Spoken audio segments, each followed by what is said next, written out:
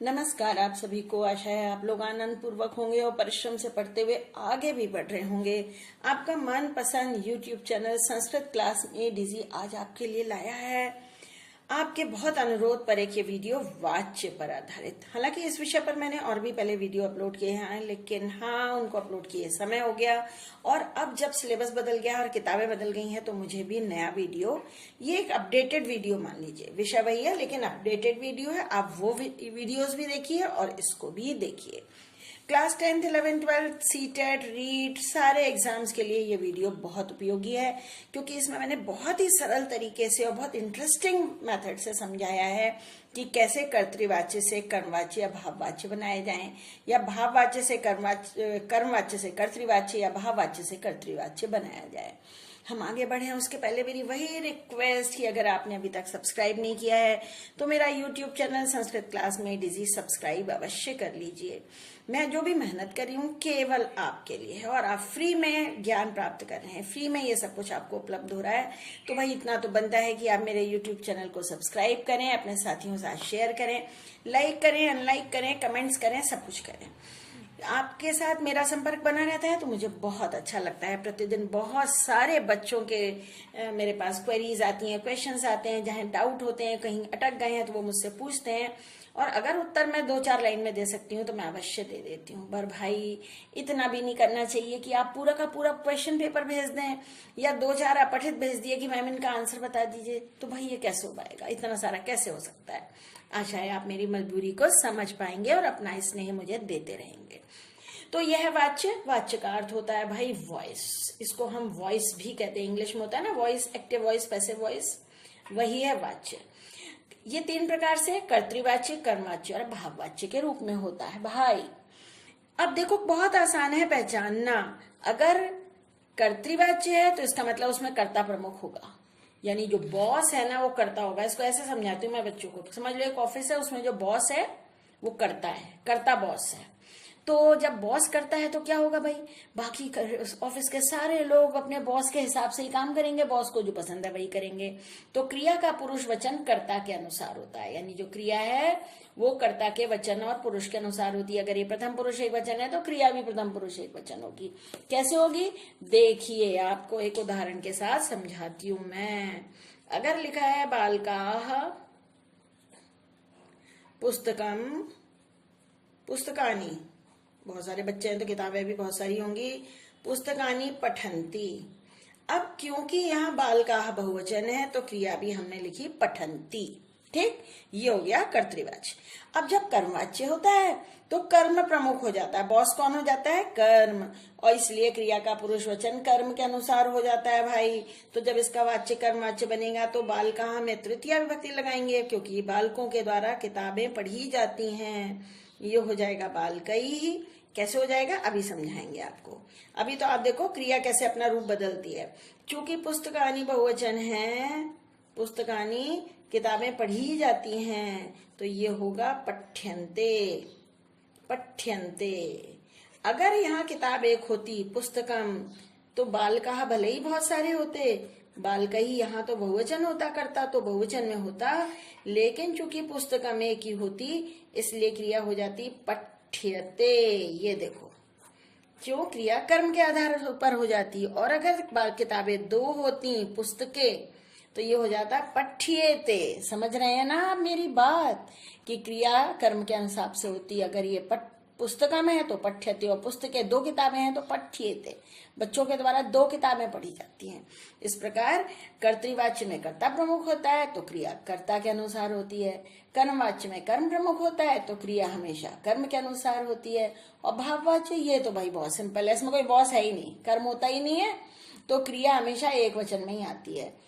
मया पठ्यते, त्वया चल्यते, अस्माभिः पठ्यते, अस्माभिः चल्यते। कर्ता चाहे एक वचन हो चाहे बहुवचन हो, लेकिन क्रिया हमेशा एक वचन में ही होती है। ठीक, कैसे होती है इसको हम आगे और एग्जाम्पल से समझते हैं। अब देखिए भाई, अब ये आपके लिए है फॉर्मूले कर्तृवाच्य और कर्मवाच्य कैसे बनाए जाते हैं, ये सीखना बहुत आवश्यक है। मैंने आपको बताया कर्तृवाच्य में कर्ता, कर्म और क्रिया वाला सेंटेंस होता है। कर्तृवाच्य में हमेशा कर्म होगा या नहीं होगा, दोनों स्थितियां हो सकती हैं। लेकिन अगर कर्म है तो कर्ता ने कर्म को, आपको पता है ना, कर्ता ने कर्म को, तो कर्ता में प्रथमा विभक्ति होती है, कर्म में द्वितीय विभक्ति होती है। और आपके कोर्स में केवल लट लकार है तो क्रिया लट लकार परस्मैपदी होती है और हमेशा कर्ता पर डिपेंड करती है। क्यों क्यों डिपेंड करती है? हाँ, कर्ता बॉस है ना इस ऑफिस का, इसलिए क्रिया कर्ता पे डिपेंड करती है। बालका पुस्तकानि पठन्ति, बालका बहुत सारे हैं तो पठन्ति भी बहुत सारे हैं। ये देखो, ये पठन्ति इसके अनुसार है। और परस्मैपदी यानी तीतहन्ति सीथथ आमी आवह आमा, इस प्रकार क्रिया रूप चले। अब आइए कर्मवाच्य पर। कर्मवाच्य में बॉस कौन है? कर्म। तो कर्ता कर्म में प्रथमा विभक्ति हो जाएगी। क्यों? क्योंकि बॉस है भाई, कर्म बॉस है, इसलिए कर्म में प्रथमा विभक्ति हो जाएगी। अब कर्ता जो अभी तक बॉस था वो बेचारा जूनियर हो गया तो उसमें तृतीया विभक्ति हो जाएगी। और क्रिया जो है वो लट लकार में ही रहेगी, लेकिन आत्मनेपदी के अनुसार रूप चलेंगे। आत्मनेपदी होता है ना, जानते हो ना, सेवते सेवेते सेवन्ते। उसी तरह हो जाएगा पठ्यते पठ्येते पठ्यन्ते, बालकई पुस्तकानि पठ्यन्ते, किताबें बहुत सारी हैं तो पठ्यन्ते। इसमें क्रिया कर्म पर निर्भर करेगी। कर्म अगर एक वचन है तो ये एक वचन, ये द्विवचन है कर्म तो क्रिया भी द्विवचन, अगर ये बहुवचन है तो क्रिया भी बहुवचन। तो ये समझ लीजिए, बॉस तो यहाँ पर कर्म हो गया। ठीक, ये बॉस वाली पहचान याद रखिएगा। अब जब इतना आपने सीख लिया तो मैं बच्चों को बताऊं, मैं संस्कृत भी बिल्कुल ऐसे पढ़ाती हूँ जैसे कि भाई साइंस पढ़ाई जा रही है। फॉर्मूला हो गया। क्या फॉर्मूला हो गया? कर्ता का कर्तृवाच्य का फॉर्मूला हो गया। कर्ता में प्रथमा विभक्ति, कर्म में द्वितीय विभक्ति और क्रिया होती है तीतः अन्ति। याद रखना फॉर्मूला, 1 2 तीतः अन्ति, 1 2 तीतः अन्ति। 1 का मतलब प्रथमा विभक्ति, 2 का मतलब द्वितीय विभक्ति। कर्मवाच्य में यही फॉर्मूला हो जाता है 3 1 यते येते यन्ते, यते येते और यन्ते। आपने पति हो गए ना धातु रूप। यहाँ क्रिया कर्ता पर डिपेंड करती है, कैरो ऐसे लगा के रखो, और यहाँ क्रिया कर्म पर डिपेंड करती है। 3 का मतलब तृतीय विभक्ति, 1 का मतलब एक वचन या प्रथमा विभक्ति, प्रथमा विभक्ति। तो फॉर्मूले हमारे पास हो गए कर्तृवाच्य का 1 2 तीतः अन्ति और ये 3 1 यते येते यन्ते।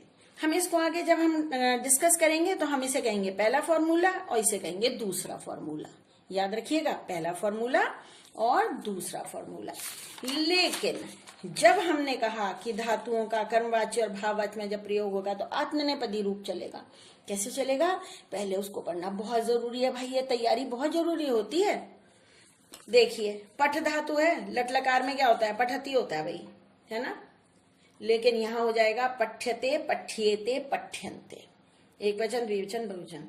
चल धातु का लट लकार तो होता है चलती, लेकिन यहाँ हो जाएगा चल्यते चल्येते चल्यन्ते। मैंने लिखा नहीं है, आप समझदार हैं, इशारा काफी। नम से बनता है नमति, लेकिन यहाँ हो जाएगा नम्यते नम्येते नम्यन्ते। आधा म रहेगा। ठ में हलंत लगाया है। क्यों? ये लटके हुए जो अक्षर होते हैं ना, ट ठ ड ह, इनको आधा करने के लिए हलंत लगाते हैं, पर बाकियों को आप आधा करके लिख सकते हैं। दृश्य से बनता है पश्यति, लेकिन जब इसके रूप चलेंगे आत्मनेपदी तो पश्यते नहीं लिखेंगे आप, दृश्यते दृश्येते दृश्यन्ते। स्मृति से स्मरति होता है, लेकिन यहाँ हो जाएगा स्मर्यते स्मर्येते स्मर्यन्ते। ये यहाँ पे एक स्टार बना रही हूँ 2 जगह पे। इस क्री का मतलब होता है करना, जिसके लट लकार के रूप होते हैं करोति। इस क्री का होता है क्रीणाति। देखिए जरा सा, याद रखिएगा भाई, करोति और क्रीणाति। करता है खरीदता है, क्रीणाति माने खरीदता है।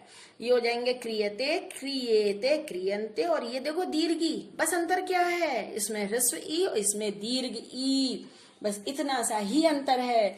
तो फिर ये बनेगा क्रियते क्रियते क्रियेते क्रियन्ते। ठीक है।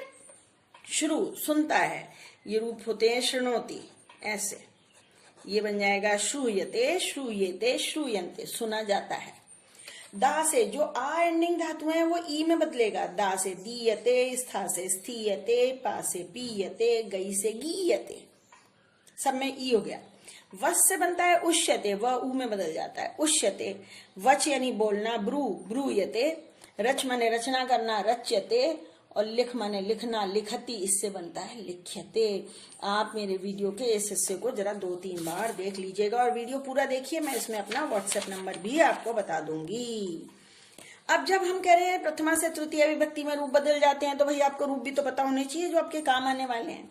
ये वो शब्द मैंने यहाँ ले लिए हैं जो पिछले साल बोर्ड की परीक्षाओं में पूछे जा चुके हैं। बालक से मतलब केवल बालक नहीं है, जन, बालक, राम, सूर्य, चंद्र, कुछ भी हो सकता है।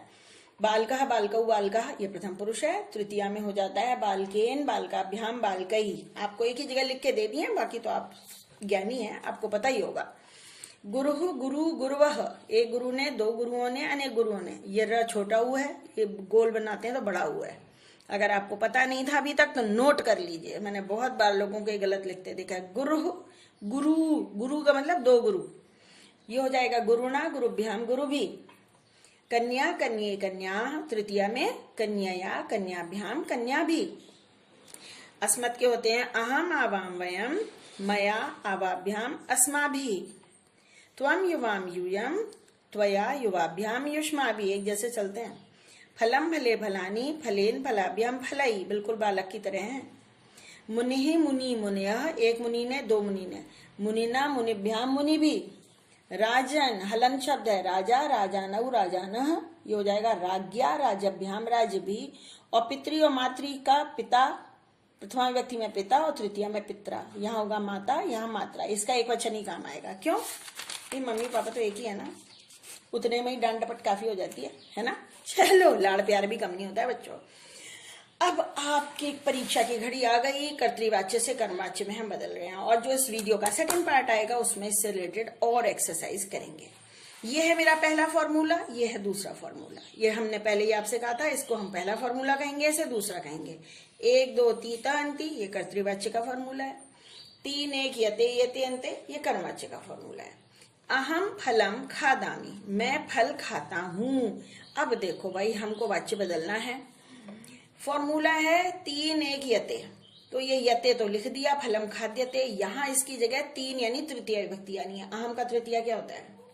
मया, मया फलम खाद्यते, मेरे द्वारा फल खाया जाता है। ऐसे कन्या नृत्यम कुर्वन्ति, लड़कियां नृत्य करती हैं, लड़कियों के द्वारा नृत्य किया जाता है। नृत्य में एक वचन है, तो यहाँ क्रियते आएगा कि क्रियंते आएगा, बता सकते हैं आप? हाँ, क्रियंते आएगा, इसीलिए भी पिछले पेज पे आपको दिखा दिया था, क्रियंते। माता मालाम रचयति, माता माला बनाती, माता एक ही है, माला भी एक ही बन रही है, इसलिए यहाँ रच्यते है, रच्यंते नहीं है। अगर यहाँ मालाह बहुवचन होता तो ये रच्यंते हो जाता। अब हम लिखेंगे मात्रा, माता के द्वारा। मालाम की जगह प्रथमा विभक्ति आएगी। प्रथमा विभक्ति में माला ही होता है, मालाम होता है, क्या होता है? माला होता है। मात्रा माला रच्यते, लता लते लता, लता, वैसे माला, कोई विसर्ग नहीं आएगा। अहम लेखम लिखामी, मैं लेख लिखता हूं, मेरे द्वारा डैश लिखा जाता है। लेख एक ही है, तो लेखम का लेखम ही रहेगा कि लेखा होगा। एक बात आपको बता दें, मैंने पहले भी कई वीडियोज में बताया है, पाठ और लेख शब्द पुल्लिंग हैं। पुस्तकम नपुंसक लेंगे, कलमम नपुंसक लेंगे, लेकिन लेख और पाठ शब्द पुल्लिंग है। कहीं लिख के रखो और दिमाग में भी नोट कर लो।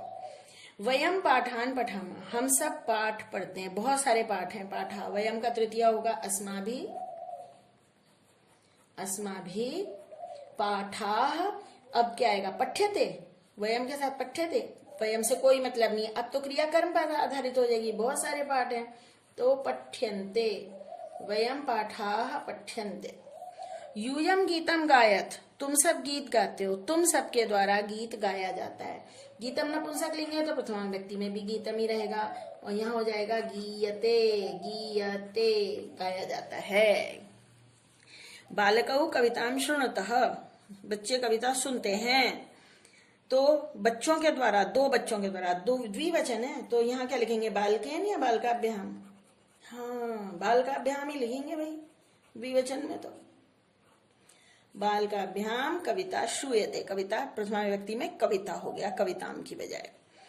एक ही कविता है इसलिए श्रूयते, अगर बहुवचन होता तो श्रूयन्ते होते। छात्राः चित्राणि रचयन्ति, छात्र चित्र रचते हैं, छात्रों के द्वारा चित्र रचा जाता है। छात्राः का बहुवचन तृतीया में हमको चाहिए, ये हो जाएगा छात्रैः, छात्रों के द्वारा इस छात्रैः। चित्राणि तो नपुंसक लिंग पद है, तो चित्राणि ही रहेगा, ये तो आपको पता चल गया। अब रचे जाते हैं, चित्र बहुत सारे हैं, तो रच्यन्ते होगा भाई, इतना हमको ध्यान रखना पड़ेगा कि ये रच्यन्ते होगा ये पद। रच्यन्ते क्यों? क्योंकि क्रिया कर्म पर आधारित होती है। छात्रई चित्राणि रच्यन्ते। अगर आप इस एक्सरसाइज को 2-3 बार देख लेंगे भाई तो ऐसा हो नहीं सकता कि आपको कोई समस्या रहे। फिर भी अगर कोई डाउट है तो ये है मेरा 8905436909 फॉर व्हाट्सएप ओनली। सिर्फ व्हाट्सएप के लिए नंबर है, कॉल करने के लिए नहीं है। आप मुझे इस पर व्हाट्सएप कर सकते हैं, अपनी समस्या पूछ सकते हैं। पर मेरा आपसे अनुरोध है कि इस वीडियो को कम से कम 2 बार देखिए और अपने नोट्स भी बना लीजिए। हर पेज में कई बार मैं हाथ हटा लेती हूँ, स्क्रीनशॉट ले लो, कोई दिक्कत नहीं है। ये सब कुछ आपकी सुविधा के लिए, ये सारा जो मेरा परिश्रम है केवल इसलिए है कि आप बोर्ड की परीक्षाओं में, स्कूल की परीक्षाओं में बहुत अच्छे नंबर स्कोर कर लें। तो भाई आशा है आपको सब कुछ समझ में आया होगा। और रूप कैसे याद करने हैं उसके लिंक आपको डिस्क्रिप्शन बॉक्स में मिलेंगे। ये ऐसे एरो बना हुआ है, वो डिस्क्रिप्शन बॉक्स खुलता है, उससे आपको मिल जाएंगे। और बस अब आपसे मैं विदा लेती हूँ। आपसे फिर वही अनुरोध कि संस्कृत क्लास में डीजी यूट्यूब चैनल को सब्सक्राइब कर लीजिए। आपका कुछ नहीं जाएगा, मुझे बहुत अच्छा लगेगा। तो भाई सब्सक्राइब करिए, शेयर करिए साथियों के साथ, पढ़ते रहिए, आगे बढ़ते रहिए। आपके लिए अनंत शुभकामनाएं।